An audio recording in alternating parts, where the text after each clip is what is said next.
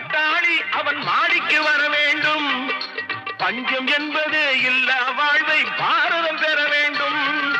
பாடுபட்டவன் பாட்டாளி அவன் மாடிக்கு வர வேண்டும். பஞ்சம் என்பதே இல்ல